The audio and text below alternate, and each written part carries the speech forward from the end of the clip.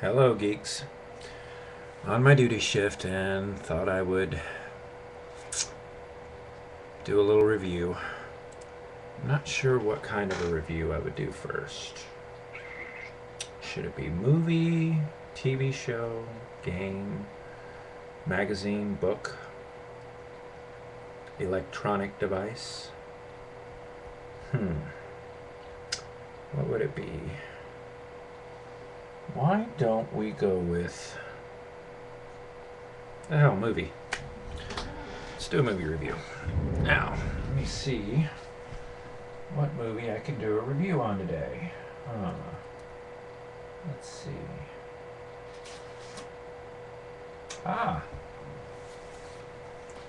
Don't laugh at me.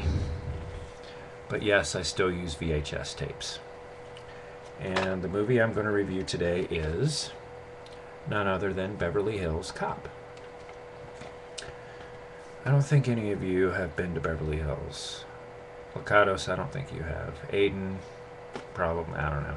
Anyways, Beverly Hills Cop was Eddie Murphy's third movie. It was released in 1984 when I was 6 years old.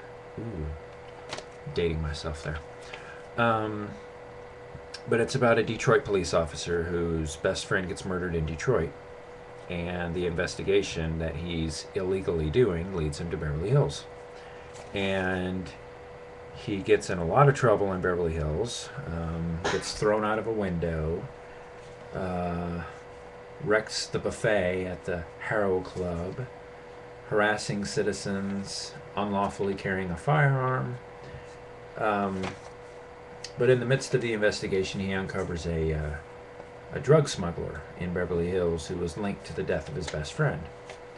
So, in the midst of the investigation, he is triumphant, as with all of Eddie Murphy's films.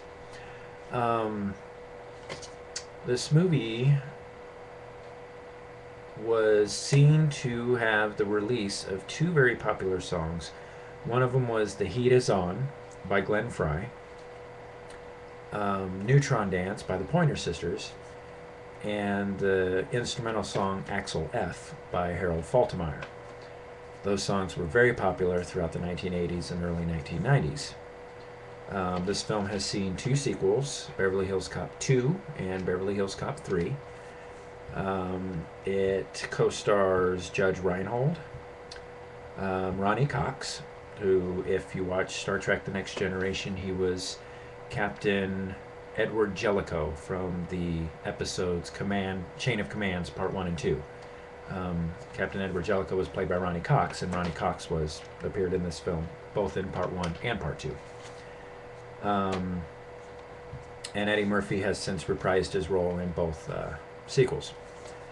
It is rated R by the Motion Picture Association of America because it uses a lot of foul language, but it's a very well put together. It's not like one of those ridiculous comedies where the F word is just used drastically, like the movie Pineapple Express and How Stella Got Her Groove Back and How High. I hate those movies. But anyway, great film, still very popular to this day.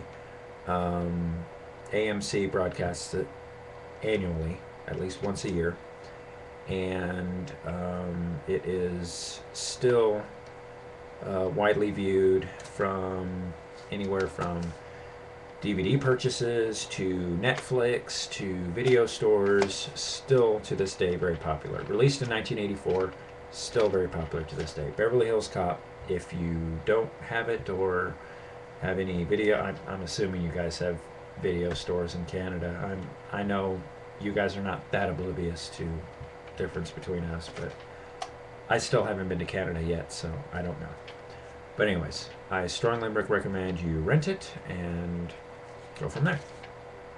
So that is movie review for movie number 1, Beverly Hills Cop. Okay, now on to probably a much more entertaining film. Let's see. this film actually had was filmed in some locations in Canada, specifically Montreal, um, and I think Quebec. There were some locations in Quebec. I'm not sure. Anyways, it's called The Jackal.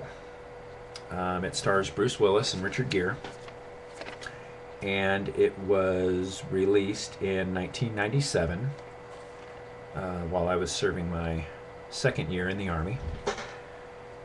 It is about an assassin played by Bruce Willis who is hired to kill a government agent of the United States. They all assumed it was the director of the FBI. However, it turned out to be another prestigious government official. I'm not going to say who because then that would ruin the plot. But anyways, Richard Gere is a con man from a prison who gets released to help chase down the Jackal. And Sidney Poitier. God, those weird freaking names. Anyways, is the FBI agent, the assistant director of the FBI, who works with Richard Gere to try and catch the Jackal. Filmed in many locations: Washington, D.C., New York, Phoenix, Arizona, Chicago, Los Angeles, Montreal, England. So a lot of on-location filmings all throughout the world. The Jackal also co-stars Diane Venora, and was directed by Michael Catton-Jones. Very unfamiliar name. I don't know who he is, but I don't know what other films he's accredited to. It doesn't say on here. Sidney Poitier is the Oscar winner who also co-stars in it. It is rated R by the Motion Picture Association of America, mainly due to graphic violence. Not so much foul language, but a lot of graphic violence and some scenes of questionable morality. There's a scene where Bruce Willis kisses a guy. He's posing as a